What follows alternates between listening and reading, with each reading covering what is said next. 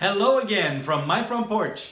I have a special one here. It's the middle of the day on Tuesday, whatever day it is. Anyway, I am actually on my way to our Wichita office. The long way around, because Waldinger's office is on the south side of Des Moines, but I had to come all the way back home before leaving because I had forgotten something that I needed to take. I needed my Garmin GPS. Now, some people will say, why am I messing with this big bulky thing here when I could just be using my iPhone? And they works fine. In fact, my new car has Bluetooth, and so I could use the direction thing and have it tell me instructions. I don't know. Maybe I'm just old-fashioned. Maybe I'm just traditional. But I like this thing sitting on my dashboard. I like it sitting up there where I can be watching it all the time. And it's not just my phone. And I know they make these gadgets that you can hook your phone into, and have it on the dash. I've never looked into those before. I may need to do that now with my car, since using the phone is more an option. But I don't have that set up yet. I don't want to have to keep picking up the phone and looking at it and stuff. This is my hands-free navigator. But when I left this morning, I had grabbed everything else that I needed, but I forgot this. So I had to come all the way back home to get Garmin so he could go on the trip with me. And I figured as long as I was here, I'd stop and say hi. So I'm going down to our Wichita office. I'm now on to my next structured on the job training project.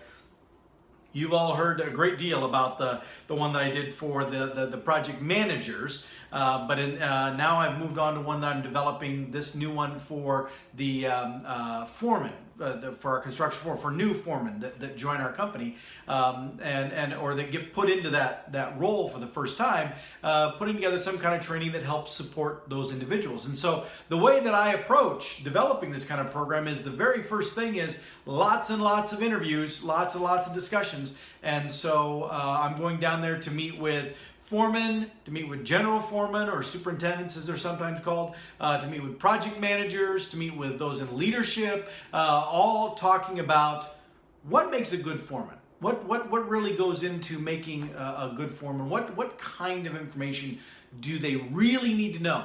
Now, I expect that a lot of what I'm told is going to be very similar. It's usually the way it works out.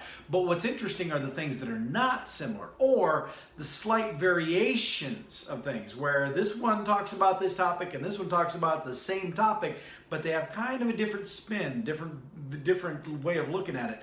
Those are the things that really are exciting, because I find that in some of those discussions is where some of the really great creativity and the meaty stuff comes from, because a lot of that comes from individuals who've been in the industry for a while and they have experience, and what they're describing is not just a cliche, this is something you do stuff. It's something they have learned through the school of hard knocks, and they now know this. And so I get excited about grabbing that kind of information from them and hooking it all into my overall program. That's what really makes it work. So I'm excited about it. I'm not necessarily so excited about the 6-hour drive to get there, but it is what it is. Now, Waldinger does have a corporate jet that if I would have planned this better, I could have jumped on and done this, gone down there when the jet was flying, and then it would have been just shoot a couple hours, fly down there, and a couple hours fly back, and that's really slick when I'm able to do that. Didn't work out this time. And most of the time, it doesn't go down for a multiple-day trip. I'm going to be there for more than one day. So it's going to be interesting. I've not spent a lot of time in Wichita, but I'm told it's comparable to Des Moines in some ways, but maybe not in others. I don't know. Anyway, I don't plan to be doing a whole lot except doing interview stuff and having my dinner thing. There's a Texas Roadhouse near my hotel, so maybe that's where I'll be hanging out. If you're going to the Texas Roadhouse in Wichita, you might see me. But anyway, so I'm going to be spending most of my time hanging out. I've got, you see, I'm going to be going actually out to their job sites to talk to them. So I got to have my Waldinger hard hat. And I got my other safety gear out in the car, my safety vest and my glasses to wear and gloves protection you got to wear, and I'm wearing my work boots. You can't see them; they're on my feet, but you're wearing those, and so this is going to be my apparel for the next few days, looking like this with the hard hat and all set and ready to go. So anyway, I speaking of which, I probably should get going on the road, not putting it off. I do have to say though, before I go, that I had a very interesting thing happen to me yesterday. I was contacted, got a message from a large corporation in the greater central Iowa area. I'm not going to say who, but I got a message on LinkedIn from basically a recruiter that works with that company, that they have a position similar to mine, a talent development manager position open, and they wanted to know if I would be interested in being considered. Apparently this happens to other people. First time it's ever happened to me. I mean, I've been contacted by recruiters before, the third party kind, they're kind of fishing for talent, because they've got a contract with someone that needs to fill it. And so they go out to LinkedIn or wherever, and they're like, ooh, this one looks like a target. I'll see if they're, I think that's probably fairly standard. But this is the first time I've ever been contacted by a recruiter who actually works for an actual company. Is on their payroll. I mean, this person's email address was at this company, but to get contacted by a company directly and being asked if I would be interested in applying for a position that they had open, that's a new one on me.